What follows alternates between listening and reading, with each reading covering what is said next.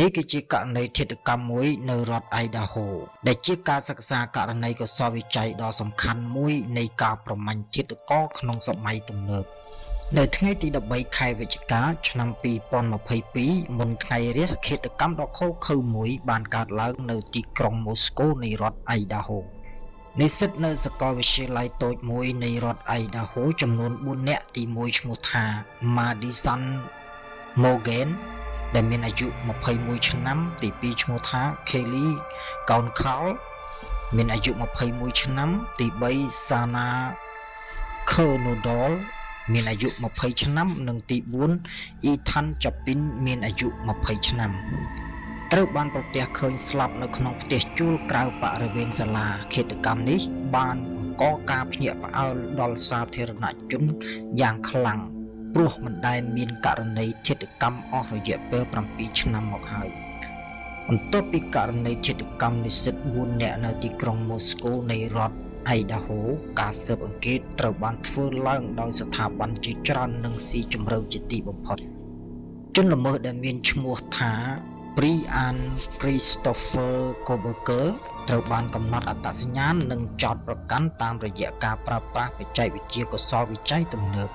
ក្នុងនោះមានការវិភាគភស្តុតាងបែប Digital ការស៊ើបអង្កេតដោយប្រើ DNA និងការងាររបស់ប៉ូលីសទូទៅផងដែរបើទោះបីជាជនល្មើសមានចំណេះដឹងផ្នែកកុសលវិច័យក៏នៅតែត្រូវបានចាប់ខ្លួនដោយភស្តុតាង Digital និងភស្តុតាងជីវសាស្ត្រដែលបន្សល់ទុកពីការព្យាយាមបិទបាំងអស់ពីសមត្ថភាពរបស់គេផងដែរការស៊ើបអង្កេតលើករណីឃាតកម្ម4ករណីនេះបានចាប់ផ្ដើមជាមួយនឹងការខំប្រឹងប្រែងដោយផ្ចិតផ្ចង់នៃដង្ហើមចុងក្រោយរបស់ជនរងគ្រោះម្នាក់ដែលរួចរស់ជីវិតពីឃាតកម្មនេះការវិភាគលើគំនុះព្រាងតែមួយគត់នៃកន្លែងកើតហេតុនិងការបកស្រាយផ្អែកទៅលើកុសលវិច័យនៃភស្តុតាងអំពើដ៏ឃោរឃៅដែលបានបន្សល់ទុកការយល់ដឹងអំពីសក្តានុពលពេលវេលានិងទំហំឧក្រិដ្ឋកម្មនេះគឺជាជំហានដ៏សំខាន់ដំបូងក្នុងការឆ្ពោះទៅកំណត់អត្តសញ្ញាណជនល្មើសល្ងាចថ្ងៃសៅរ៍ទី12ខែវិច្ឆិកាឆ្នាំ2022តាមការរៀបរាប់គឺជាល្ងាចធម្មតាសម្រាប់ជនរងគ្រោះ Kelly Council ហើយនិង Desan Morgan ដែលជាមិត្តភក្តិជិតស្និទ្ធបំផុតបានចំណាយពេលល្ងាចនៅ Corner Club ដែលជាក្លឹបកីឡាក្នុងតំបន់របស់ពួកគេមុនពេលទៅលេង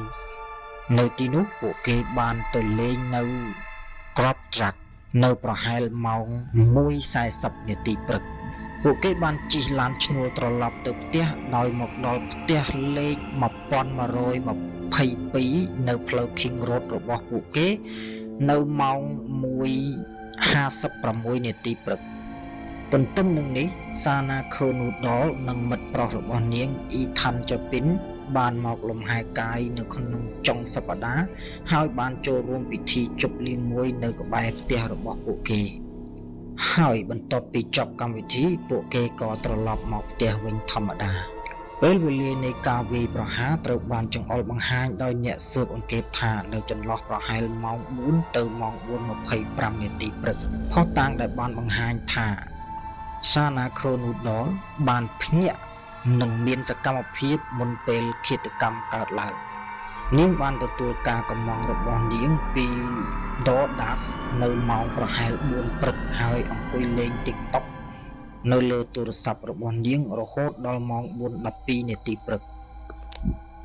ការពិនិត្យកុសលវិច័យឡើងវិញដោយប៉ូលីសរដ្ឋ Idaho បានបង្ហាញថាឃាតករបានចូលតាមទ្វារកញ្ចក់នៅជាន់ទី2ហើយដើរឆ្លងកាត់ផ្ទះបាយ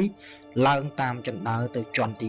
3ពេលនោះគេបានចូលទៅក្នុងបន្ទប់គេងរបស់ Madison Morgan ហើយបានវាយប្រហារនាងនិង Kelly Council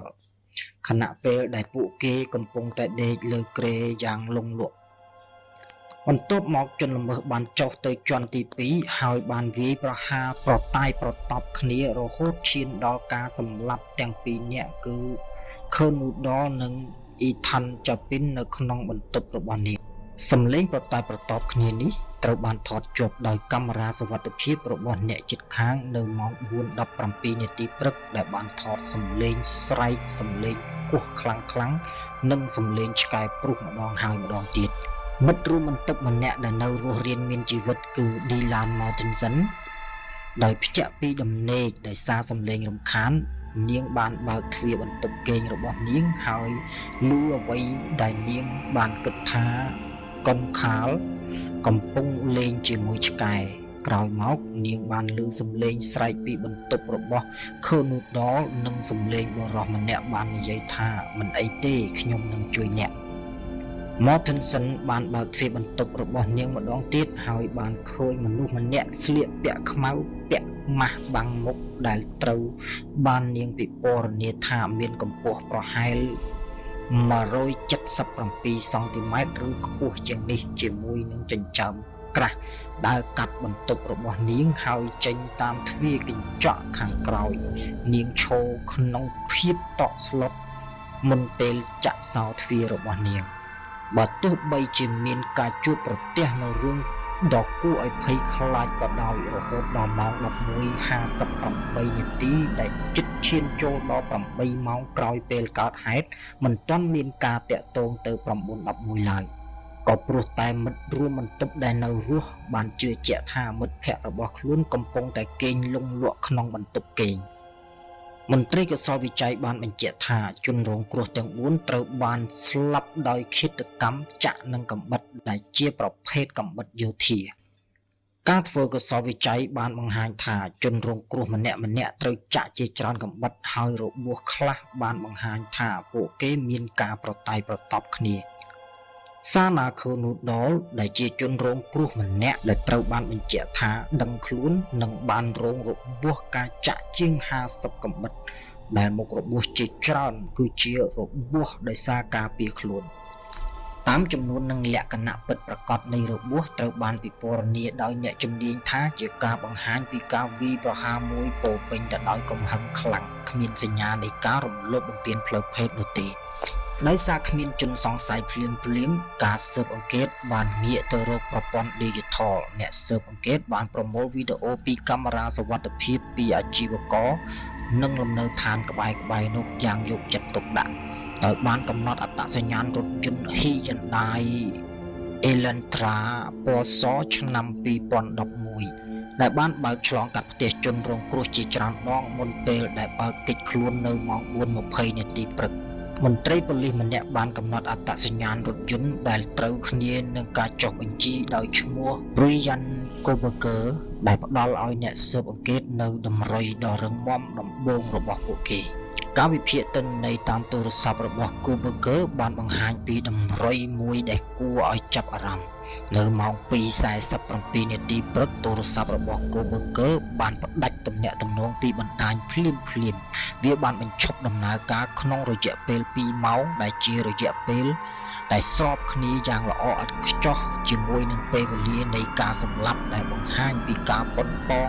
ឬចេតនាដើម្បីបំបត្តិការតាមដានទីតាំងតាមប្រព័ន្ធទូរស័ព្ទប្រវត្តិនៃប្រតិបត្តិការទូរស័ព្ទដៃដែលបានបង្ហាញថាទូរស័ព្ទរបស់ Koberger ធ្លាប់មានប្រតិបត្តិការនៅក្បែរផ្ទះជនរងគ្រោះយ៉ាងហោចណាស់12លើកដាច់ដោយឡែកពីគ្នាមុនពេលឃាតកម្មគឺនៅពេលយប់ជ្រៅនិងពេលព្រលឹមករណីនេះបានផ្លាស់ប្ដូរការយល់ឃើញពីឧក្រិដ្ឋកម្មដោយចៃដន្យទៅជាប្រតិបត្តិការតាមដានក្នុងរយៈពេលវែងនិងមានការគ្រោងទុកយ៉ាងល្អិតល្អន់យើងត្រឡប់ទៅកាន់កន្លែងកើតហេតុវិញក្នុងសកម្មភាពដ៏ក្លាហានមិនធម្មតាទូរស័ព្ទរបស់ Koberger បានត្រឡប់ទៅកាន់តំបន់ជុំវិញកន្លែងកើតហេតុវិញនៅក្នុងម៉ោង 9:12 នាទីនិងម៉ោង 9:21 នាទីនាថ្ងៃទី 13 ខែវិច្ឆិកាត្រឹមតែប៉ុន្មានម៉ោងបន្ទាប់ពីឃាតកម្មបានកើតឡើងនៅលើគ្រែសាកសពរបស់ Madison Morgan និង Kali Konkalគឺជាស្រោមកាំបិតកាបាធ្វើអំពីស្បែកពណ៌ត្នោតខ្ចីដែលត្រូវបានរកឃើញនៅពេលចុចប៊ូតុងស្រោមកាំបិតនេះអ្នកវិភាគកសោវិច័យបានញែក DNA គឺ DNA ប៉ះហើយចំនួនដ៏តិចតួចពីប្រភពបរិសុទ្ធតែមួយតែទម្រង់ DNA ត្រូវបានបង្ហាញថាវាគឺជា DNA របស់សាច់ញាតិរបស់ Koberger បន្ទាប់មកអ្នកជំនាញបានបង្កើតដើមឈើគ្រួសារដើម្បីបង្រួមក្រុមជនសង្ស័យដែលអាចទៅរួចរហូតដល់ Brian Koberger តែម្ដង ដើម្បីធានាបាននៅមូលហេតុដែលអាចកើតមានស្របច្បាប់ភ្នាក់ងារសហព័ន្ធបានធ្វើការពិនិត្យទៅលើសម្រាមនៅផ្ទះគ្រួសាររបស់ Koberger ក្នុងរដ្ឋ Pennsylvania ដោយប្រមូលថង់សម្រាមដែលទុកចោល DNA ពីធុងសម្រាមបានបញ្ជាក់ពីទំនាក់ទំនងឪពុកម្ដាយកូនជាមួយនឹង DNA ពីស្រោមកាំបិតដោយផ្ដល់នៅភស្តុតាងឯករាជ្យមួយត្រូវបានប្រើសម្រាប់នៃការចាប់ខ្លួនការយកសំណាក់ DNA ដោយផ្ទាល់ពី Koberger បន្ទាប់ពីការចាប់ខ្លួនរបស់គាត់គឺជាការពូកងដ៏ល្អឥតខ្ចោះទៅនឹង DNA នៅលើស្រោមកាំបិតការចាប់ខ្លួន Koberger ដែលជានិស្សិតបណ្ឌិតផ្នែកឧក្រិដ្ឋវិទ្យាថែមទាំងបានសរសេរអត្ថបទស្រាវជ្រាវមួយដែលរៀបរាប់លម្អិតអំពីនីតិវិធីកន្លែងកើតហេតុនិងរបៀបជៀសវាងការបន្សល់ទុកភស្តុតាងផងដែរដោយប្រឈមមុខនឹងភស្តុតាងកសលវិច័យដ៏លើសលប់នឹងត្រូវផ្ទៀងផ្ទាត់ដោយតុលាការលោក Koberger ត្រូវបានទទួលយកកិច្ចព្រមព្រៀងសារភាពកំហុសនៅថ្ងៃទី2ខែកក្កដាឆ្នាំ2025 Koberger ក៏បានសារភាពកំហុសចំពោះបទចោទប្រកាន់ចំនួន4ករណីគឺឃាតកម្មកម្រិតទី1និងបទលួចចូលផ្ទះមួយករណីទៀត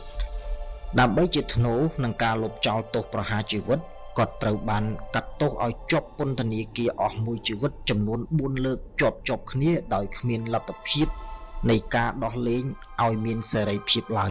រឿងហេតុនេះបានបញ្ជាក់ឲ្យឃើញថាបើទោះបីជាឃាតករមានជំនាញកម្រិតណាក៏ដោយនៅតែមិនអាចគេចផុតពីសំណាញ់ច្បាប់និងការស៊ើបអង្កេតដ៏ល្អិតល្អន់របស់ប៉ូលីសឡើយ